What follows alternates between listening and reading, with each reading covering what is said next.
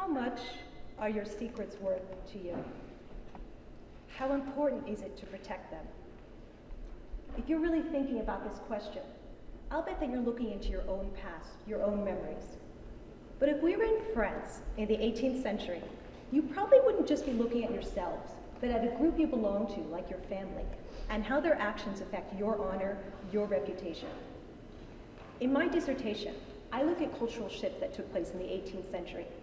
I look at something in particular called the lettres de cachet, which were secret orders for arrest that you could solicit from the government to put away someone like a black sheep in your family, whose behavior you wanted to keep secret and which was damaging your reputation. And so the government aided in the preservation of your secrets, and you didn't pry into the government's secrets. But mid-century, something changed. People became less concerned about their own secrets and more worried about what secrets the government was keeping and whether or not it had a right to do so. Why this change? It wasn't just that they began to see the practice of the lettres de cachet as unjust. It was more than that. And I argue that it was because of three main factors. One, nationalism. There was this new idea of an imagined community that was bigger and more important than your family or your social class. And this was the nation.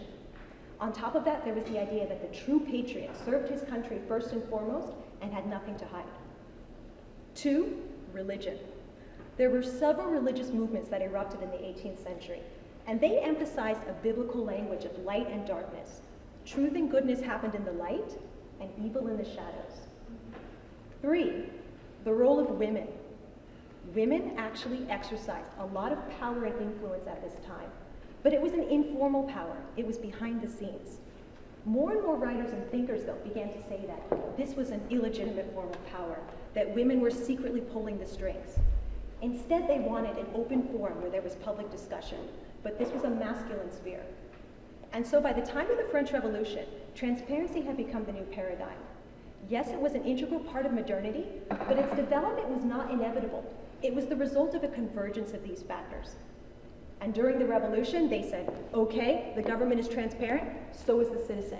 And they justified searching people's homes, reading their letters, all for reasons of security and to uncover false patriots.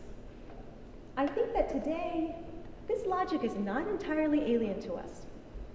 And then when the fever of revolution died down, they began to wonder if maybe there was some safety in secrets after all. And so I believe that studying this trajectory informs our own understanding of transparency, and maybe also our fear of and attachment to secrets. Thank you.